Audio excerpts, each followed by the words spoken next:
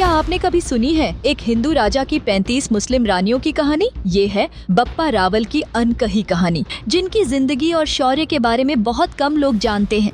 एक ऐसा इतिहास जहां धर्म, प्रेम और युद्ध की अद्भुत मिसालें मिलती हैं। इस वीडियो में हम आपको बताएंगे बप्पा रावल की रहस्यमयी और दिलचस्प यात्रा के बारे में। तो अगर आप भी इतिहास और फिल्मों के दिलचस्प मिलाजुले मिश्रण के फैन हैं, तो हमारे चैनल 7 एनियस फिल्म लिस्ट को सब्सक्राइब जरूर करें और इस अनोखी कहानी का हिस्सा बने। क्या आप तैयार हैं बप्पा रावल की अनकही दास्तान जानने के लिए? क्या आपने कभी सुनी है उस हिंदू राजा की कहानी जिनकी 100 रानियां थीं और जिनमें से 35 मुस्लिम रानियां भी थीं? और तो और इस राजा की तलवार का वजन था 1280 किलो और जब उनकी 12 लाख सैनिकों की फौज मैदान में उतरती थी तो दुश्मन की टांगे कांपने लगती थीं। अब सोचिए, जब पहली बार अरबिया ने भारत पर हमला किया तो इस महाप्रतापी राजा ने उन्हें ऐसा सबक सिखाया कि 400 साल तक किसी ने भारत पर आंख उठाने की हिम्मत नहीं की। यही नहीं, इस राजा ने अफगानिस्तान, ईरान, इराक और तुर्की तक अपना साम्राज्य फैलाया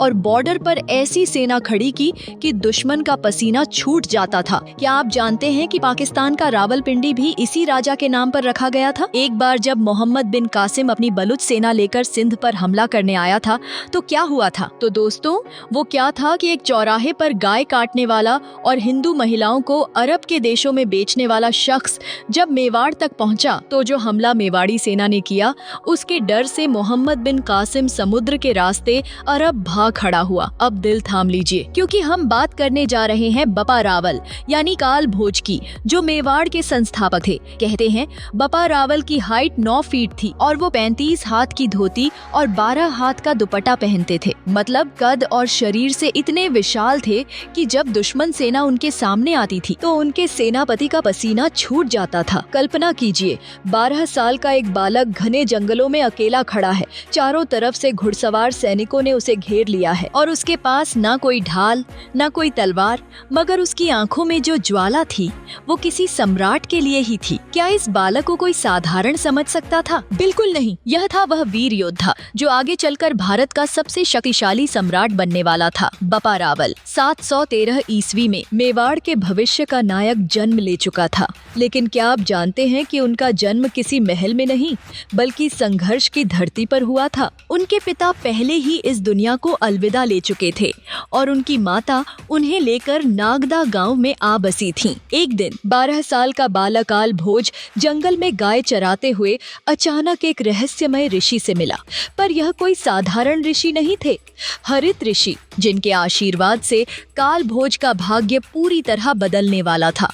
हरित ऋषि ने इस बालक में कुछ खास देखा, कुछ ऐसा जो आम इंसान में नहीं होता। उन्होंने काल भोज को अपने आश्रम में बुलाया और उसे सिर्फ शस्त्रों की शिक्षा ही नहीं बल्कि युद्ध कला और रणनीति के भी गुर सिखाए। ये शिक्षा इतनी गहरी थी कि काल भोज खुद को और भारत को ताकतवर बनाने का रास्ता समझने लगा। अब सोचिए, एक ऐसा लड़का जो कभी सिर्फ गाय चराता था, अब वो सम्राट बनने की ओर बढ़ता रहा था। क्या यह एक साधारण बालक का सपना था? बिल्कुल नहीं। यह कहानी एक छोटे से लड़के की जिसने सम्राट बनने के रास्ते पर पहला कदम रखा। काल भोज जो 12 साल का था, एक दिन अपने आश्रम की गायों को चराने के लिए जंगल में गया, मगर वहाँ कुछ ऐसा हुआ जिसकी उम्मीद किसी ने नहीं की थी। राजा मान मोरे के सैनिकों ने अचानक उसे घेर लिया। अब सोचिए, एक नन्हा लड़का, न तो किसी शस्त्र से लैस और न कोई सैन्य, सिर्फ अपने साहस और ताकत के दम पर। लेकिन काल भोज ने डरने के बजाय साथियों को हराकर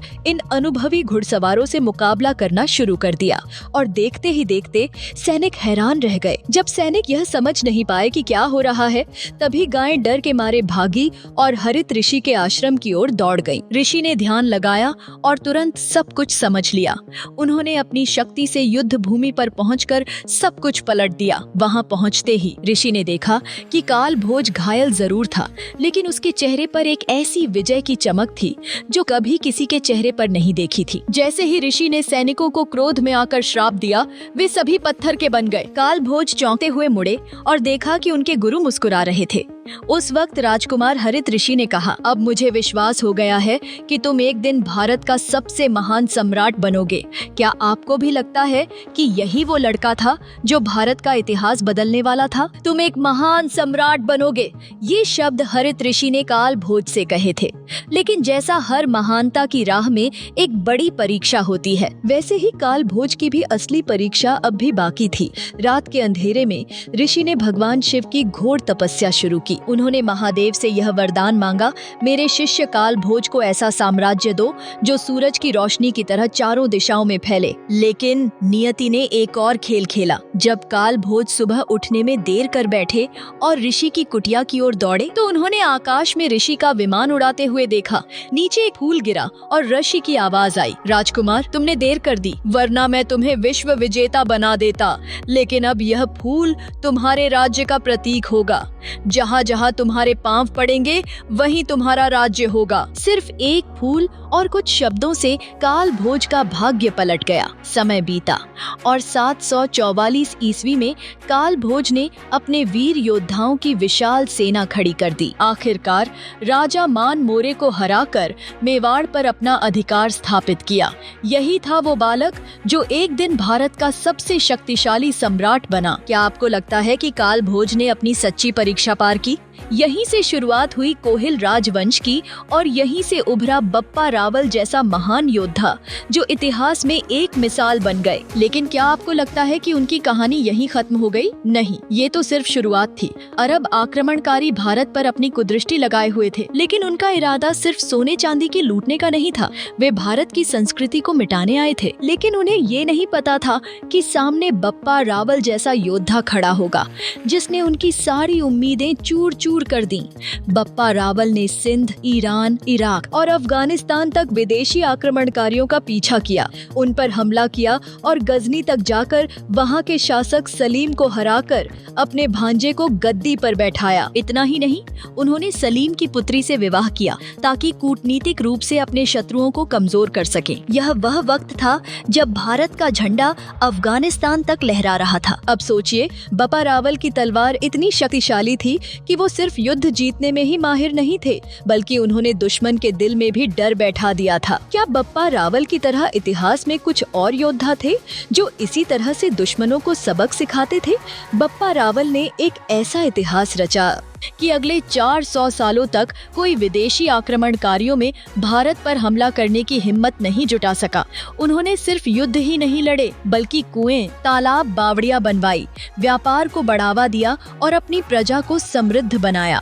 जब बप्पा रावल को लगा कि अब भारत सुरक्षित है, तो उन्होंने अपना साम्राज्य अपने पुत्र खुमान को सौंपा और संन्यास ले लिया। वे चले गए, लेकिन उनकी छवि आज भी एकलिंग जी के मंदिर के पास नागदा गांव में जीवित है, जहां उनकी छतरी आज भी खड़ी है। इतिहासकारों ने शायद इस महान योद्धा को थोड़ा भूलने की कोशिश की हो, लेकिन क्या हम इन्हें भूल सकते हैं? क्या इस वीर गाथा ने आपके दिल में भी गर्व का एहसास भर दिया है? तो दोस्तों, बप्पा रावल की ये अद्भुत गाथा आपको कैसी लगी? क्या आप भी उनके अद्वितीय संघर्ष और बहादुरी से प्रभावित हुए? अगर हाँ, तो हमें कमेंट्स में जरूर बताएं। ऐसी और भी इतिहास से जुड़ी अद्भुत कहानियों के लिए 7 आनियस फिल्म लिस्ट को लाइक और सब्सक्राइब करना न भूलें।